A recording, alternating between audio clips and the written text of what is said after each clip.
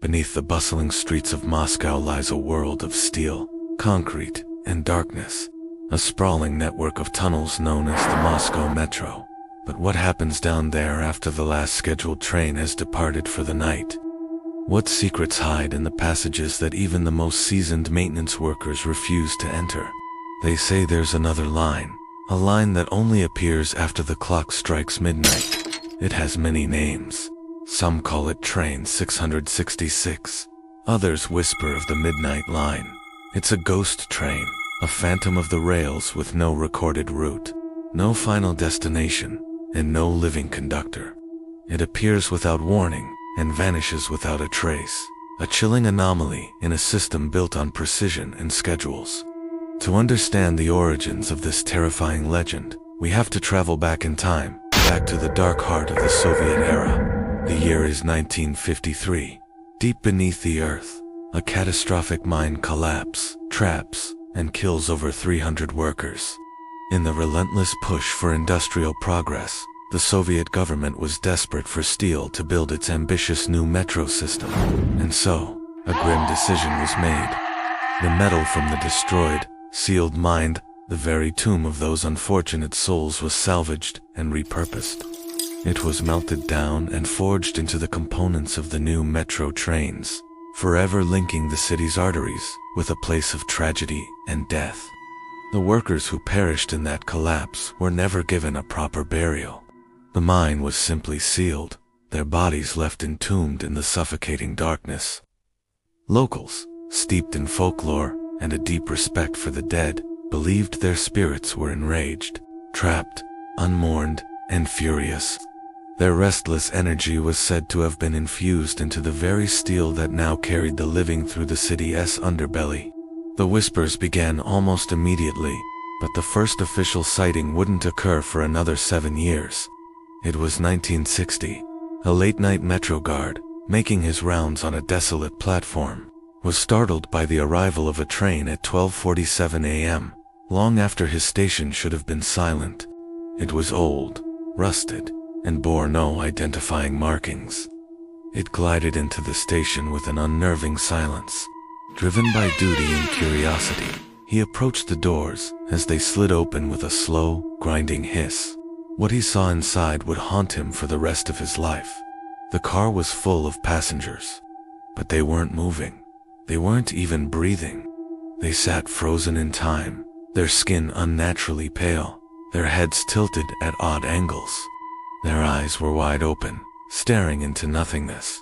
Before he could process the horrific tableau, the doors slid shut as silently as they had opened, and the train departed, disappearing back into the blackness of the tunnel without a sound. For years, the story was dismissed as a guard's overactive imagination, a ghost story told to spook new recruits. But then came the case of Anna Borovich. In 1983, Anna, a bright 22-year-old student, was heading home late one evening. CCTV footage clearly shows her boarding a normal, scheduled train just after midnight. She texted a friend that she was on her way, but she never arrived home. She was never seen again. A frantic search and police investigation began. When authorities reviewed the security tapes from the metro system, they discovered something impossible. The train car Anna had boarded at her departure station was not the same one that was recorded leaving the very next stop. Somewhere in the darkness of the tunnel, the car itself seemed to have changed. Color shifted, its lights flickered and died. It was as if she had stepped from one reality into another.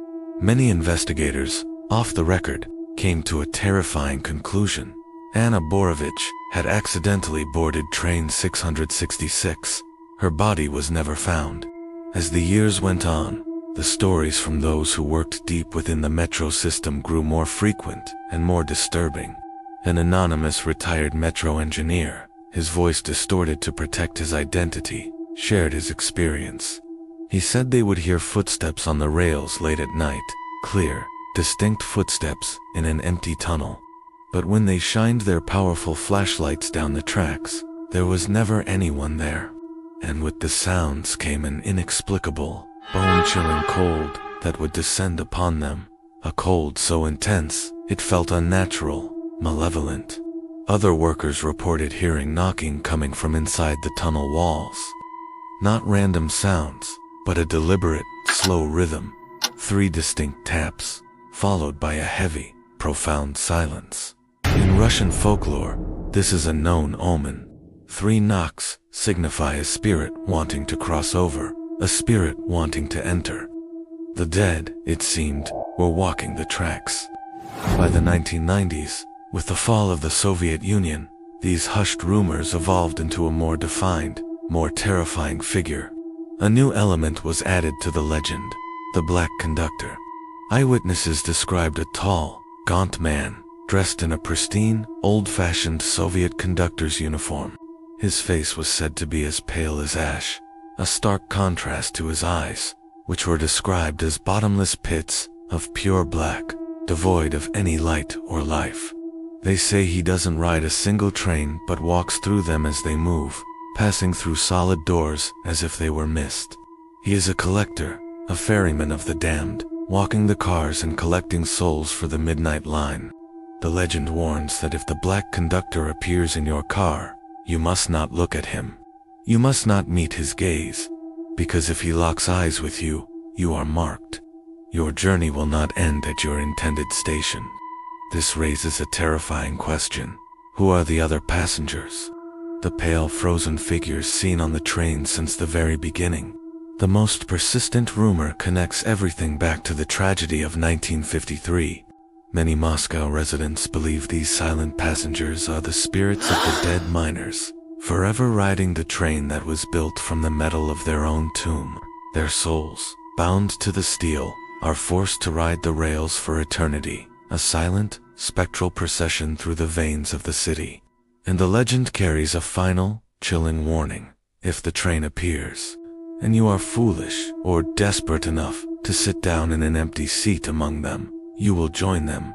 You will become another silent passenger, your journey never ending. For decades, these were just stories, urban legends passed down through word of mouth, a part of Moscow's dark folklore.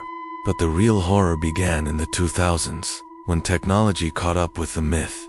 People started carrying cameras in their pockets everywhere they went. They started filming the strange occurrences in the metro after midnight, and what they captured should not be possible. Join us in part 2, as we analyze the shocking footage and modern encounters with the ghost train of Moscow.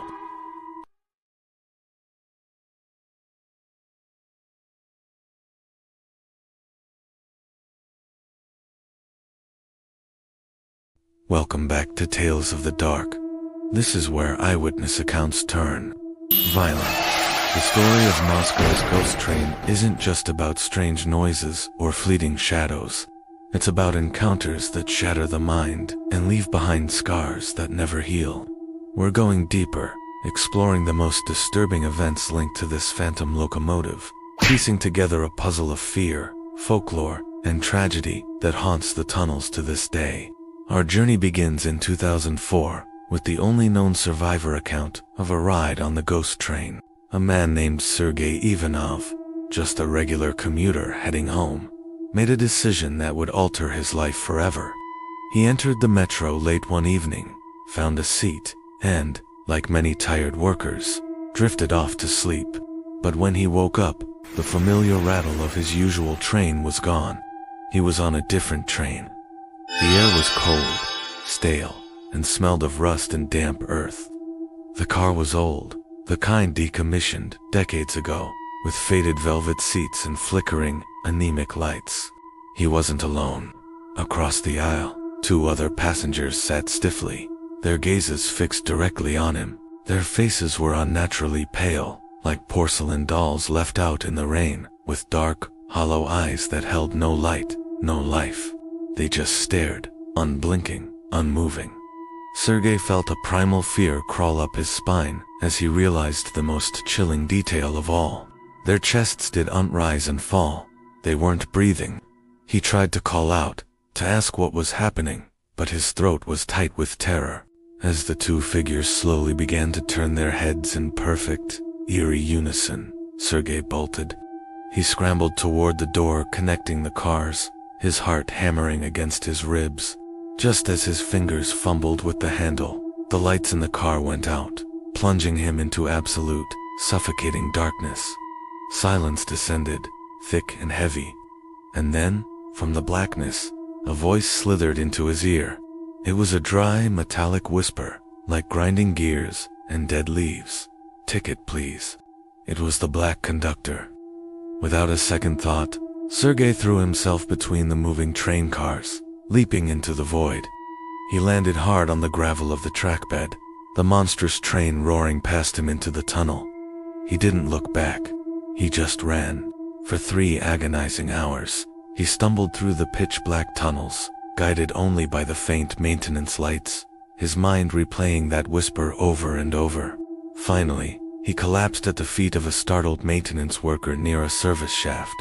The ordeal was over, but the damage was done. Doctors who examined him were baffled. They concluded that the extreme stress and terror had aged him by nearly 7 years in a single night. Sergei Ivanov never set foot in the Moscow metro again. 9 years later, technology would provide the next piece of this terrifying puzzle. In 2013, a seemingly routine security check of CCTV footage from Line 6 revealed an anomaly that sent chills through the Metro's security division. At precisely 2:13 in the morning, long after the last scheduled service had ended and the power to the main rails was cut, the cameras recorded a train. It was moving silently, a dark shape gliding through the station, its lights off. According to the official logs, no trains were supposed to be on that line. There were no maintenance crews, no special transports, nothing. Curiosity turned to unease as the security team watched the footage. The train entered the tunnel at one end of the station, but it never emerged from the other side. It just vanished into the darkness. Technicians tried to enhance the low-quality video, hoping to identify the train's model or number. As they sharpened the image, filtering out the digital noise, something horrifying came into focus. In the grimy windows of the passing cars, there were faces, dozens of them. They weren't the blank, emotionless faces Sergei described. These were faces contorted in agony, their mouths wide open in silent screams, their hands pressed against the glass as if trying to break free. They were the lost passengers, trapped in a perpetual journey of torment. The recording became classified, but the story leaked, cementing the ghost train's reputation as a collector of souls. So, where does this train come from, and where does it go? One of the most persistent and disturbing theories points not to the supernatural, but to something far more sinister, hidden right beneath the city. Some researchers and urban explorers believe the ghost train is connected to secret, undocumented levels of the Moscow metro. Old Soviet-era blueprints, some of which have been unofficially leaked, show sealed-off zones and mysterious, unlabeled chambers deep underground, particularly beneath the main lines. Whispers from former metro workers, passed down through generations, speak of levels 3 and 4, deep, dark places that were never meant for public access. According to these hushed stories, these levels were used for top-secret and paranormal experiments during the Cold War. Some claim rituals were conducted there, involving the bodies of miners who died in tunnel collapses in a desperate attempt to communicate with the other side, or even resurrect them. The theory suggests that one of these experiments went horribly wrong, tearing a hole between our world and another, creating a phantom train that is now forever bound to the tunnels. Of course, no official proof exists. The doors to these alleged levels remain sealed, and the authorities deny their existence. But the whispers persist. For the locals, the legend has a very specific and terrifying rule. The ghost train doesn't just appear at random. It materializes at a precise time, 2:12 in the morning, not 2:11, not 2:13. At the exact moment, the clock ticks over 2 to 12. On certain platforms, the air grows cold, and if you happen to be standing there, alone, you might just hear a faint whisper carried on the tunnel wind. A whisper that sounds like your own name, followed by 2 simple words, "Come aboard." It's a siren's call, an invitation to a journey with no return. Many dismiss it as folklore, a scary story to tell tourists. But then came the incident of 2021. A seasoned maintenance worker, a man who had spent 20 years navigating the metro's labyrinthine tunnels, was conducting a routine track inspection late one night. He was in constant radio contact with his supervisor. Then, silence. His team, concerned, went to find him. They found his flashlight, its beam still cutting a lonely path into the darkness. They found his helmet, lying on the gravel between the rails. But the worker himself was gone, vanished without a trace. The subsequent investigation reviewed the CCTV footage from the nearest camera. The footage is chilling. It shows the worker inspecting the rails, everything normal. Suddenly, he freezes. He stares intently down the long, dark tunnel, as if listening to something no one else can hear.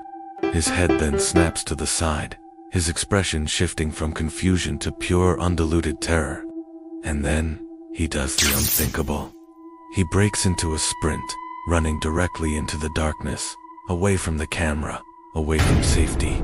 His final moments on camera look as if he's desperately trying to board an invisible, moving train. He was never seen again. So what is the ghost train? Is it a mass hallucination? A classified military experiment? Or something else? The most unsettling theory, the one that ties all these accounts together, is that Train 666 isn't just a ghost. It's a bridge, a loop between the world of the living and the world of the dead, a tear in the fabric of reality that manifests in the deep, dark tunnels of the metro. It doesn't follow a schedule or a map. It endlessly searches the network, a predator hunting for new passengers to add to its collection of silent, screaming souls. And every single night, as the city above sleeps, it continues its eternal, lonely journey. It's always looking for passengers. If you ever find yourself alone on a Moscow metro platform late at night and hear footsteps behind you when no one is there, don't turn around. And if you see an old, rusted train pull into the station, its windows filled with pale, staring faces, run. For more terrifying documentaries that explore the darkness on the edge of our world, subscribe to Tales of the Dark.